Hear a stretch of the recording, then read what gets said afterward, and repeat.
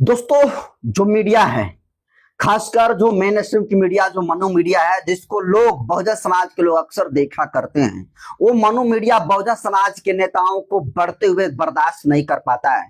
और जब वो नहीं कर पाता है तो वो सीधे तौर पर बिना एविडेंस के, बिना किसी सबूत के वो बहुजन नेताओं के ऊपर आरोप लगाकर उन्हें जो है बदनाम करने की पूरी पूरी कोशिश ये मेन स्ट्रीम की मीडिया, मनु स्ट्रीम की मीडिया वाले तमाम लोग करते हैं। और सोचिए कि जो जांच का विषय है, उस जांच वाले विषय पर भी सीधे तबगा लगा देते हैं कि फलाना ने ये किया। जैसा कि आप देख लीजिए कि कल चंद्रशेखर आजाद उत्तर प्रदेश में जो दो बड़ी घटना घटी, प्रयागराज के इसौटी में जिस तरीके से एक दलित युवक को खेत में जलाकर मार दिया गया था, बीते दिनों कौशाम्बी जिला के मासूम बच्ची के साथ जातिवादी मानसिकता के लोगों ने जो जघन्य घटना को अंजाम देने का काम किया गया था, उसको लेकर चंद्रशेखर आजाद इन दोनों ही घटनाओं में जाने वाले थे। लेकिन जैसे ही चंद्रशेखर आजाद प्रयागराज की एयरपोर्ट पर उतरते हैं, उसके बाद पुलिस प्रशासन लगभग हजारों की संख्या में पुलिस की संख्या थी, जिसमें एडिशनल एसपी, एसएचओ, सीओ, दरोगा, तमाम लोग बड़े बड़े रैंक के अधिकारी थे और हजारों कांस्टेबल थे। और उन कांस्टेबलों के बीच में चंद्रशेखर आजाद को घेर लिया जाता है और ये कहा जाता है कि आप यहां से आगे नहीं जा सकते हैं। चंद्रशेखर आजाद कहते हैं कि हम अपने बहन के साथ मिलने जा रहे हैं, पीड़ित परिवार से मिलने के लिए जा रहे हैं, वहां पर मैं गारंटी लेता हूं कि कोई हंगामा नहीं होगा।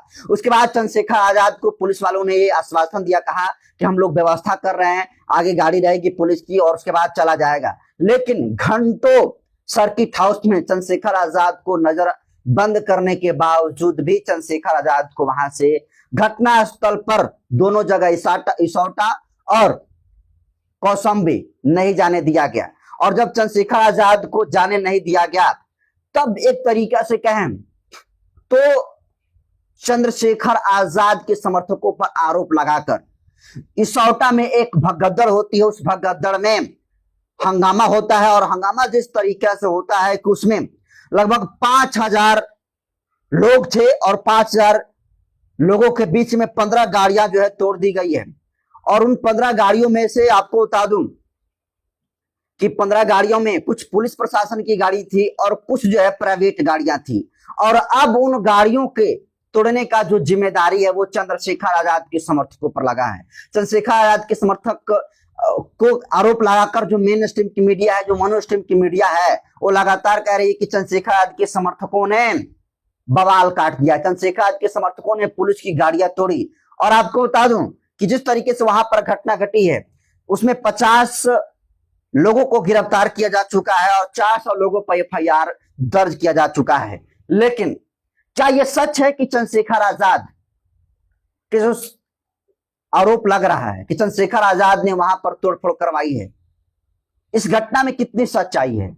तो देखिए, चंद्रशेखर आजाद ने इस पर अपनी चुप्पी तोड़ी है और चंद्रशेखर आजाद स्पष्ट कह दिए हैं कि पहली बात कि हमें पुलिस प्रशासन के लोग वहां पर तो जाने नहीं दिए, तो फिर वहां पर कौन भगदड़ किया, कौन नहीं किया, ये तो जांच का विषय है। और इसको लेकर चंद्रशेखर आजाद ने कहा है कि कौशाम्बी में जो घटना घटी है, जो इसौटा में घटना घटी है, उस मुद्दे से ध्यान को भटकाने के लिए पुलिस प्रशासन भी खेल खेल रही है और जातिवादी मानसिकता के लोग खेल खेल रहे हैं। और यही वजह है कि उस पर ध्यान लोगों का ना जाए, इसलिए इस भगदड़ को कराने का काम किया गया, ये हंगामा को जो है कराने का काम किया गया। इसलिए चंद्रशेखर ने कहा कि इस मामले में सीबीआई जांच हो ताकि दूध का दूध और पानी का पानी हो, क्योंकि अधिकतर मामलों में देखा जाता है कि चंद्रशेखर आजाद जहां जाते हैं वहां पर न्याय दिलाने का काम करते हैं। और चंद्रशेखर आजाद का जो अधिकतर जो लोग सपोर्टर होते हैं, सबको पता है कि चंद्रशेखर आजाद संविधान की बात करते हैं, नियम कानून और कायदे की बात करते हैं। तो चंद्रशेखर ने कहा है कि हमारे समर्थक कभी इतना उग्र नहीं हो सकते हैं कि पुलिस की गाड़ी में आग लगा देंगे, प्राइवेट गाड़ियों को तोड़फोड़ कर देंगे।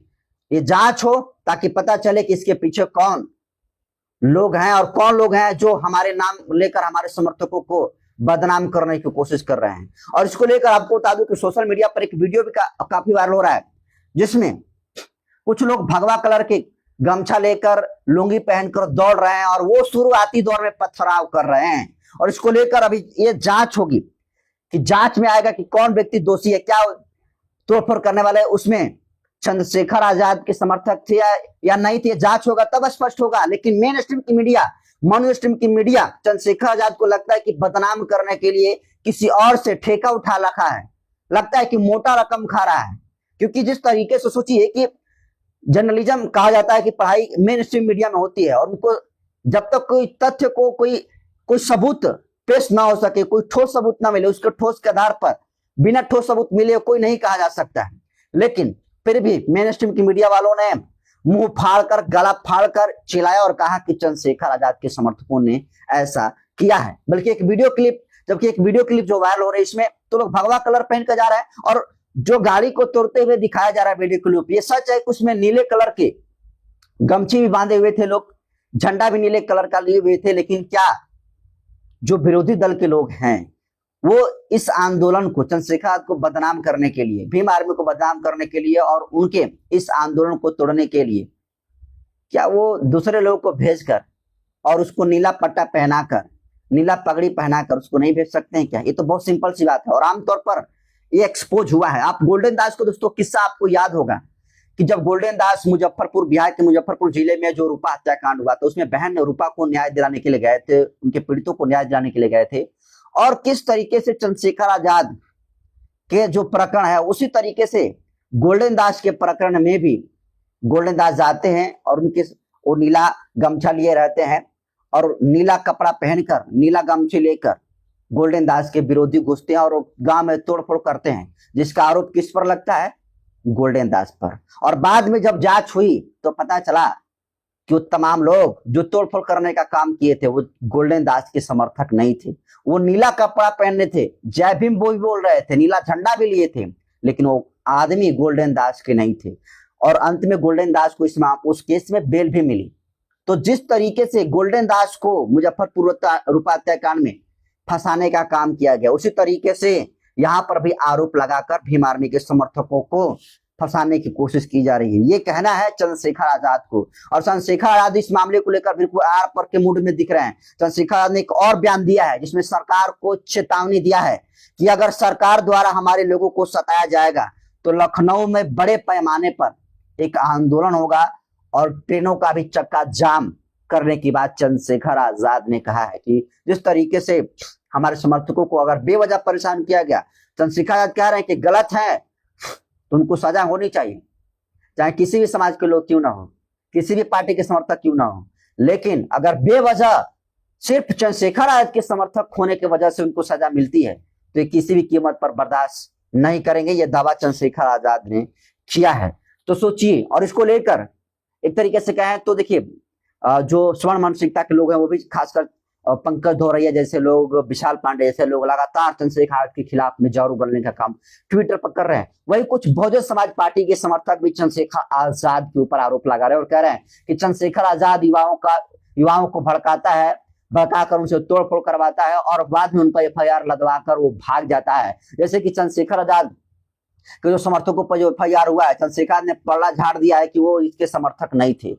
और इस तरीके से दोस्तों भाजपा के जो समर्थक हैं वो कह रहे हैं कि चंद्रशेखर जहां पर जाता है भगदड़ क्यों हो जाता है, ये एग्रेसिव तरीके से क्यों न्याय लेने के लिए जाता है, ये बीजेपी और RSS का स्लीपर सेल है, ऐसा भाजपा समर्थकों का कहना है। तो सीधे तौर पर समझूंगा कि अगर ये वीडियो भाजपा समर्थक देख रहे हैं तो भाई साहब आप लोग समझिए कि माननीय कांशीराम साहब को तो बहुजन समाज पार्टी मानती है और तो उसके समर्थक भी मानते होंगे। तो बहुजन समाज पार्टी के जो संस्थापक माननीय कांशीराम साहब कहा करते थे कि हम बुलेट से लड़ाई तो, हम बैलेट से लड़ाई तो जीतेंगे ही जीतेंगे, लड़ाई लड़ेंगे ही लड़ेंगे, लेकिन बैलेट के साथ हमें बुलेट की भी तैयारी रखनी है। तो आज माननीय कांशीराम साहब की ये बात याद रख लीजिए कि अगर आपको न्याय बैलेट से नहीं मिलेगा तो फिर बुलेट से जरूर मिलेगा। ये माननीय कांशीराम साहब का कहना था। लेकिन आज मोर्चे रखने पर दलितों की हत्या होती है। आज किस तरीके से दलित दूल्हे घोड़े पर बैठते हैं तो उनकी हत्या हो जाती है, उनके साथ मारपीट किया जाता है। आम चीजों के लिए दलित बहनों के साथ इज्जत के साथ खिलवाड़ किया जाता है। और इसके बावजूद भी आप नियम कानून और कायदे की बात करते हो तो मुझे लगता है कि आपसे बड़ा कोई मूर्ख नहीं है। जिस भाषा में अपराधी समझे उस भाषा में जवाब देना चाहिए। और पुलिस प्रशासन भी कितने मामले में आरोपियों को गिरफ्तार करती है और कितना कार्रवाई करती है, पूरे देश के लोगों को पता है। और ये पता है बहुजन समाज पार्टी के समर्थकों को भी अच्छी तरीके से पता है। लेकिन चंद्रशेखर आजाद आप देख रहे हैं कि किस तरीके से आगे बढ़ रहे हैं। शायद विरोधी दलों के लोगों में यही वजह है कि चंद्रशेखर आजाद के बढ़ते हुए राजनीतिक कद और सामाजिक कद से घबराए हुए हैं। और यही वजह है कि जब कोई बहाना नहीं मिल रहा है तो जो उपद्रव किया गया, वो चाहे बाहर थे, बाहरी के लोग थे, ग्रामीण लोग थे, कौन थे, तो जांच का विषय है। लेकिन अभी से सर्टिफिकेट लेकर खड़े हैं कि चंद्रशेखर आजाद के समर्थक ने किया है। हम कह रहे हैं कि इंतजार करिए, सब कुछ दूध का दूध और पानी का पानी होगा तब, जब सीबीआई जांच इस पर होगी तब। तो चंद्रशेखर आजाद को जो बदनाम करने की कोशिश की जा रही है, इस पर चंद्रशेखर आजाद जो चुप्पी तोड़ते हुए कहा है कि वो हमारे समर्थक नहीं है। और इसके अलावा लखनऊ में एक बड़ा आंदोलन करने के बाद जो चंद्रशेखर आजाद ने करी है, आप इसको किस रूप में देखते हैं, अपनी प्रतिक्रिया कमेंट सेक्शन में जरूर दीजिए।